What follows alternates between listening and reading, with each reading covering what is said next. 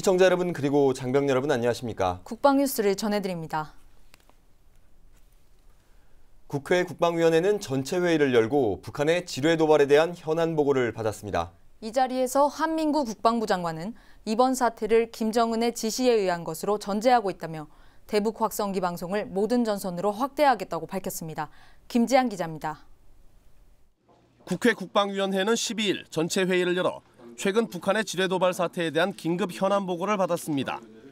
한민구 국방부 장관은 이번 사태가 김정은의 지시에 의해 이뤄진 것으로 보느냐는 새누리당 한기호 의원의 질의에 북한 군부 하부 조직에서는 이런 일을 저지를 수 없다며 김정은의 지시에 의해 이뤄진 것으로 전제하고 이 사태를 다뤄야 한다고 말했습니다.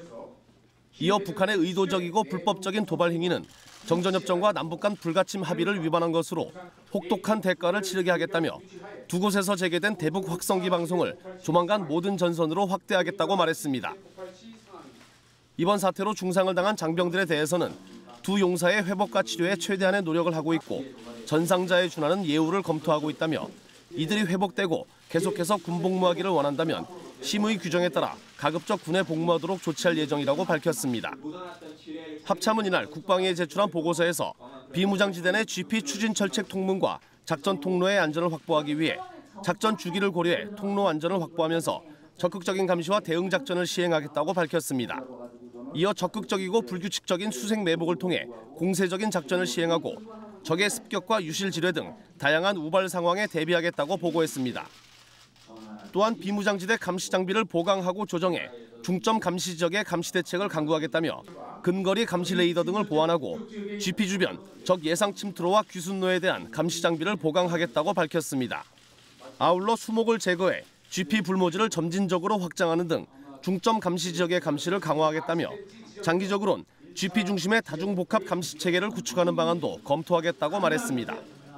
한편 국회 국방위는 이날 회의에서 북한 지뢰 도발 규탄 결의안을 만장일치로 채택했습니다. 국방뉴스 김지한입니다. 해군의 6번째 차기 호위함 광주함의 진수식이 거행됐습니다. 광주함은 시운전 등 여러 평가를 거친 뒤 2017년 실전 배치될 예정인데요. 전력화되면 책임해역 감시와 방어, 해양 통제권 확보, 해상 교통로 보호 등의 임무를 수행하게 됩니다. 윤현수 기자입니다. 명장 제465호 함정 호위함 함명 강주함 선체번호 817 이와 같이 명명함. 2000년 12월 퇴역식을 끝으로 역사 속으로 사라졌던 광주함이 대한민국 해군의 최신의 전투함으로 재탄생했습니다.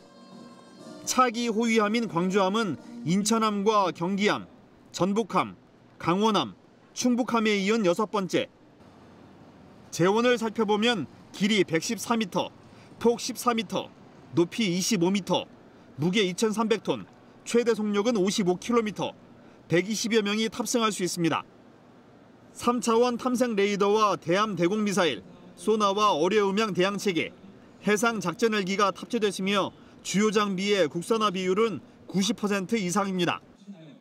차기 호위함은 현재 동서남해에서 운용 중인 호위함과 초계함의 후속 전력으로 2020년 중반까지 20여 척이 건조됩니다.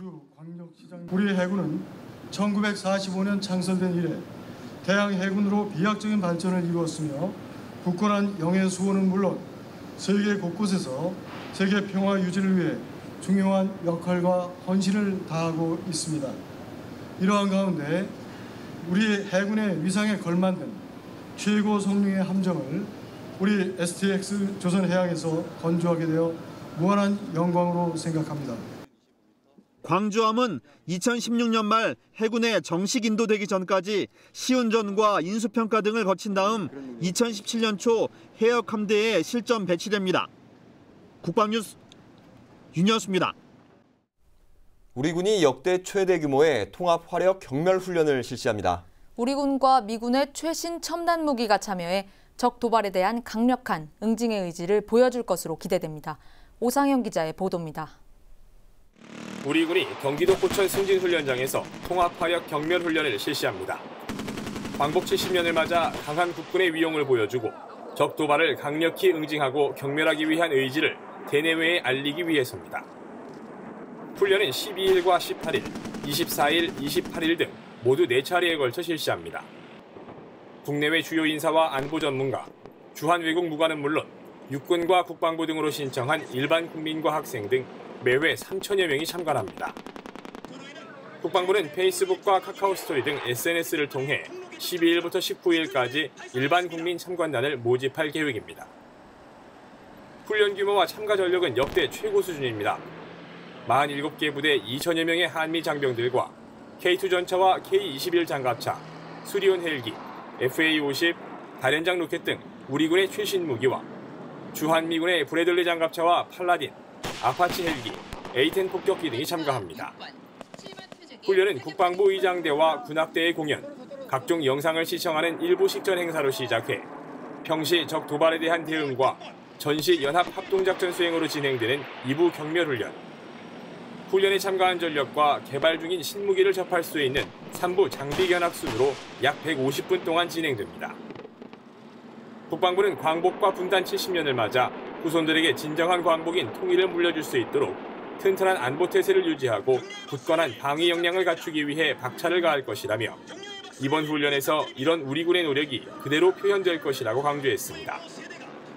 우리군의 통합화력 훈련은 1977년 6월 처음 시작했고 이번 훈련은 2012년 3월 이후 3년 만에 역대 8번째로 실시하는 훈련입니다. 국방뉴스 오상현입니다. 서울의 한 대형전 시장에 각계 전투를 펼치는 로봇이 등장했습니다. 국제군사과학기술 경진대회에 참가한 휴머노이드 로봇 병사의 모습인데요. 로봇 경연뿐만 아니라 국방과학 신기술을 발표하고 미래무기의 밑그림을 그려보는 학술대회도 함께 열렸습니다. 이혁근 기자의 보도입니다. 사람을 닮은 로봇이 여러 가지 장애물을 통과합니다. 마치 장병들이 각계 전투 훈련을 하듯 포복을 하고 오르기 힘든 계단도 힘차게 올라갑니다. 서울의 한 대형 전시장에서 열린 국제군사과학기술 경진대회. 로봇 병사를 조종하는 사람은 놀랍게도 어린 학생들입니다. 이번 대회를 통해서 로봇에 관심을 많이 가지게 되었습니다. 훌륭한 로봇 공학자가 되어서 사람들을 편리하게 해주는 로봇을 만들고 싶습니다. 방위사업청이 주관하는 이번 대회에는 400여 명이 참가하는 로봇 경연을 비롯해 초등학생을 대상으로 한 과학 체험 프로그램이 진행됐습니다. 또 방위산업 분야 신기술에 대해 국내외 전문가들의 학술 논문 발표도 이어져 차세대 무기 개발에 도움이 됐다는 평가입니다.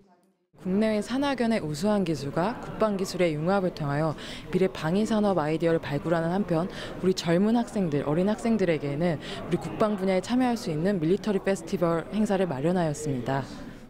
올해로 5회째를 맞은 국제군사과학기술 경진대회. 방학 중인 학생들에게는 국방과학에 친근하게 다가설 수 있는 기회를, 전문가에게는 기술의 융합을 통해 새로운 아이디어를 찾는 기회를 제공했습니다. 국방뉴스 이혁근입니다. 12일이 말복이죠. 복날하면 생각나는 가장 대표적인 보양식, 바로 삼계탕인데요. 그렇다면 복날 우리 장병들은 어떻게 식사하고 있을지 제가 직접 다녀왔습니다. 화면으로 함께 하시죠. 이른 시간부터 재료 다듬는 소리에 취사장이 분주합니다. 복날을 맞아 장병들에게 보양식을 제공하기 위해서입니다. 깨끗하게 손질한 달걀, 대추, 밤, 은행 등 몸에 좋은 재료들을 가득 담아 함께 끓여내면 삼계탕 완성. 여기에 고추, 오이부터 시원한 팥빙수 아이스크림까지. 든든하게 한 그릇 비우고 나니 어느새 더위를 이길 힘이 샘솟습니다.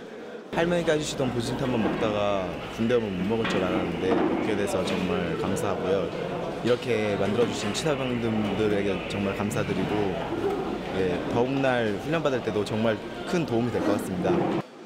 따가운 햇빛이 내리쬐는 복날. 푹 구운 삼계탕으로 더위를 잊고 건강도 챙기는 일석이조의 효과를 얻고 있습니다.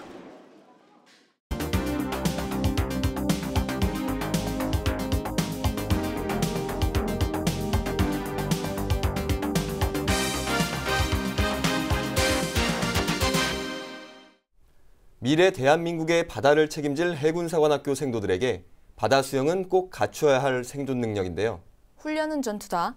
이번 시간에는 4년간의 생도 생활 중 가장 힘든 훈련으로 꼽히는 해군사관학교의 전투수영 훈련 현장을 소개합니다.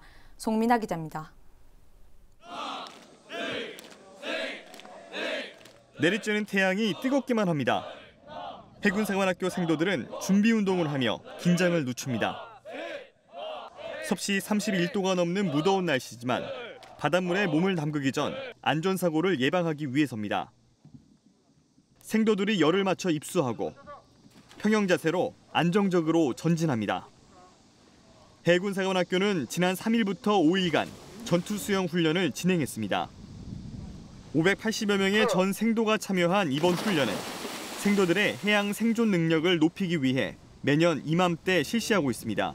장차 해군 장교가 될 사관 생도들이 해상 적응력과 해상 생존 능력을 배양하고 해전사적 기지를 함양하기 위해 매년 이 시기에 집중적으로 실시하고 있습니다. 이 훈련을 통해 임무 수행 현장이 될 바다를 몸소 느끼고 강인한 체력과 정신력을 갖추게 될 것입니다. 전투수영 훈련은 식사 시간과 취침 시간을 제외하면 대부분 바닷속에서 이루어집니다. 5일 동안 진행되기 때문에 생도들의 강한 체력은 물론 강인한 정신력을 요합니다. 학교는 구급차와 간이 의무대를 운영하며 만일의 안전사고에도 철저히 대비하고 있습니다. 학교 연병장 앞 바다는 4구역으로 나뉘어 수영 실력에 따른 훈련장으로 활용되고 있습니다. 네, 이처럼 해군사관학교는 생도들의 수영 실력을 고려해 4개 급반으로 나눠서 훈련에 임하고 있습니다. 이처럼 체계적인 훈련을 통해서 생도들의 수영 실력은 급격히 향상되고 있습니다. 노란색 수영모를 착용한 생도들은 기초 수영 능력 배양을 목표로 하고 있습니다. 안전요원이 1대1로 배치되고 등에는 부력 보조기를 착용해 기본 영법 숙달과 교정 훈련을 받습니다. 연두색과 흰색, 주황색 모자를 착용한 상급자들은 연병장에서 5km 떨어진 서도를 왕복하는 원형 훈련을 실시합니다. 동기와 선후배가 짝을 이루어 함께하니 깊은 물에 대한 공포가 사라집니다. 수영 중간에는 서로를 응원하며 사기를 끌어올리고 끈끈한 전우회를 뽐냅니다. 선배들한테 전투수영 힘든 것 중에 하나라고 들었는데 이렇게 동기들하고 선배들하고 같이 훈련하면서 다 같이 하나라는 것도 느끼고 그리고 또 군인이라는 것도 다시 한 번 더 느낄 수 있어서 좋은 훈련인 것 같습니다. 앞으로 인간에서도 장교가 돼서도 그런 제가 지금까지 이렇게 전투수영하면서 겪었던 한계를 되새기면서 좋은 실무생활을 할 수 있을 것 같습니다. 해군사관학교는 매년 예비 해군 장교들에게 필요한 해상 생존 능력을 키우기 위해 실전에 입각한 전투 수영 훈련을 실시할 계획입니다. 훈련은 전투다. 국방뉴스 송민아입니다.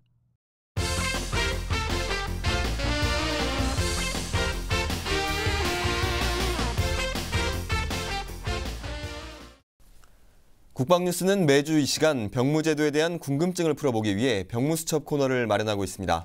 네, 오늘 도움 말씀을 주실 병무청 김용두 부대변인 모셨습니다. 안녕하십니까? 네, 안녕하세요. 네, 요즘 군대 가기가 이 취업만큼 힘들다고 하던데 대학생들은 보통 언제 입영하고 있습니까? 네, 요즘 대학생들의 입대 경향을 분석해 보면 대부분 대학 1, 2학년 때 입영하고 있고 약 75% 정도가 만 19세에서 만 20세에 입영하고 있습니다. 지난해 대학생이 입영한 인원은 약 27만여 명인데요. 그중 대학생이 약 21만 명으로 그중 55%가 모집병으로 지원해서 입영을 하고 있습니다. 네, 그럼 이 대학생이 군에 입영할 수 있는 이 방법에 대해서도 설명해 주시죠. 네, 올해는 지난해에 비해 군에서 요청한 입영 계획 인원이 약 2만여 명이 감소해서 입영을 못하고 대기하는 인원이 많이 있습니다. 대학생의 경우 휴학을 하더라도 입영 날짜가 정해지지 않고 대학별 재학 연령까지는 입영을 연기하고 있습니다. 따라서 군에 가기 위해 휴학하는 일이 없도록 유의해 주시고 입영 일자가 결정된 다음에 휴학계를 내셔야 됩니다. 그리고 대학생이 군에 입영하는 방법은 크게 3가지가 있습니다. 먼저 재학생 입영원을 신청하는 방법과 둘째 입영 일자를 본인이 선택하는 방법, 그리고 마지막으로 모집병으로 지원 입영해서 하는 방법 3가지가 있습니다. 네, 그렇다면 이 재학생 입영 신청 방법에 대해서 알려주시겠습니까? 재학생 입영원은 선착순으로 입영월이 정해지기 때문에 군에 입영하기 전 1년 전에 신청하는 것이 좋습니다. 그리고 재학생 입영원은 지방 병무청별로 신청 인원과 신청 기간이 따로 정해져 있습니다. 참고로 내년에 입영할 재학생 입영원 신청 마감이 대부분 마감됐습니다. 그리고 남아있는 지역은 서울 지역과 대전 충남 지역, 그리고 전북 지역과 대구 경북 지역만 이번 달 8월 중순에서 9월 초 사이에 신청을 받을 예정입니다. 따라서 지방병무청 홈페이지에서 신청 기간과 신청 인원을 확인하시고 병무청 홈페이지에서 재학생 입영원을 신청하시면 되겠습니다. 네, 이 현역병 입영일자 본인 선택 제도라는 게 있다는데 이게 어떤 것인가요? 네, 현역병 입영일자 본인 선택 제도는 매년 12월 중순경 다음 해에 입영할 사람들에 대해서 일주일 정도 일괄 시청을 받습니다. 그리고 전산으로 무작위 추천 방식을 통해서 입영 대상자를 확정을 하게 됩니다. 따라서 올해 재학생 입영원을 신청하지 못한 분들이 계시면 올 12월 중순쯤 병무청 홈페이지를 참고하시고 신청 기간 동안 입영일자 본인 선택을 하시면 되겠습니다. 네, 마지막으로 이제 모집병으로 지원하는 방법에 대해서도 알려주시죠. 네, 모집병은 특전병이나 의학병, 기술 행정병 등 자격 면허와 관련된 특기에 지원하거나 또는 전공 분야를 살려 지원하는 제도입니다. 육군 기술행정병과 해군, 해병대, 그리고 공군 모집병을 병무청장이 모집하고 있습니다. 모집병에 지원하려고 하는 분들은 매월 초 병무청 홈페이지에서 모집 일정과 모집 분야, 모집 요강을 확인하시고 지원하시면 되겠습니다. 그리고 2015년도에 모집병 계획 인원은 약 14만여 명입니다. 네. 병무수첩, 오늘은 대학생 군 입영 방법에 대해 살펴봤습니다. 지금까지 병무청 김용두 부대변인과 함께했습니다. 오늘 감사합니다. 감사합니다. 네, 고맙습니다. 한미양국군의 최신 무기와 주요 전력이 참가하는 통합화력 경멸훈련이 12일부터 시작됐습니다. 북한의 어떠한 도발에도 즉각 대응할 수 있는 압도적인 능력과 확고한 대비태세를 갖춘 강한 국군의 위용을 널리 선보일 예정인데요. 2015 통합화력 경멸훈련, 국민 여러분의 많은 관심 부탁드립니다.